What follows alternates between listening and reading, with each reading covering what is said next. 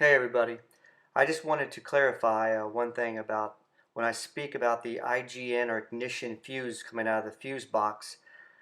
Disregard the orange arrow. I just found this image online, but in the middle of the screen, a little bit to the bottom middle, you see the letters IGN. That's the ignition fuse. I have a wire connected to that. That's a male lead. I have female going into that, going into my engine compartment. And what that IGN fuse provides power on and power when cranking, which is pretty vital for like different systems like the Hyperspark distributor and then the Sniper EFI. You have to have 12 volts continuous for both aspects to that. So just remember that's what I'm referring to, that IGN fuse piece there.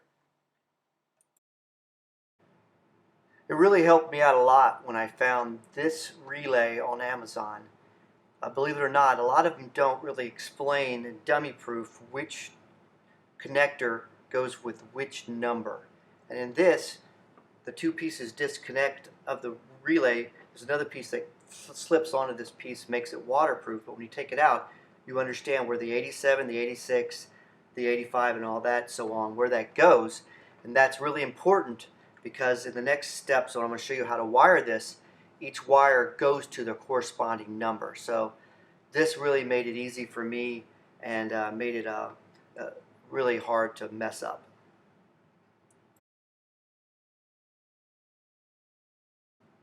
So this little diagram here is huge when it came to really explaining how I needed to run this relay.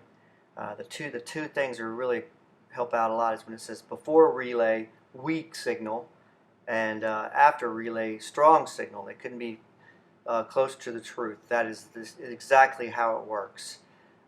You run the wire to the relay, it amplifies the signal through magic, and your car runs a lot better. So let me go ahead and stop talking, and I'll start talking about how I wired this for my IGN or ignition switch. So I have multiple components in my car that need hot when cranking power, 12 volt power, and hot when on power. And the Holley Sniper needs a source that has both of those. And in my Corvette, I found that the IGN fuse in the fuse box has the ability to have a hot when on and hot when cranking. However, I ran into a little problem. The problem was that when I had multiple components, so I had a wire going from the fuse box coming into my engine compartment, and I had it splicing into multiple wires, which I think 3. It didn't provide enough power to keep everything going, and as I was driving, my car the EFI would just stop working. I had to go and pull the fuse line out, put the fuse back, the lead back into the connector, back into the fuse box, and then it would reset. So what I found after a lot of research is I was having problems with the amount of power that was being provided. In this case, it was the weak power coming from the fuse box. So my solution was getting a relay. And in this case, this is the diagram that it took me forever to find, but that's why I'm sharing it with you. So this IGN is coming from the Corvettes. This is specifically speaking to a C3 Corvette, 1973 in my case. The IGN coming off the fuse box. In the case of the relay that I'm going to recommend, and that's the colors codes that I'm going to refer to, this is the white lead coming off the relay.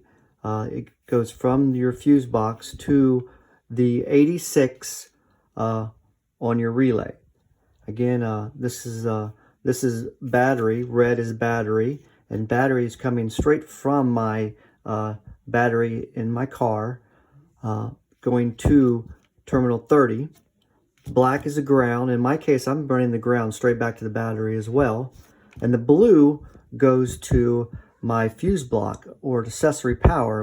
In my case, I have this line going to a block of fuses, and I'll provide the link below on what I use, and it goes and it creates 5 alternate sources of the ignition power.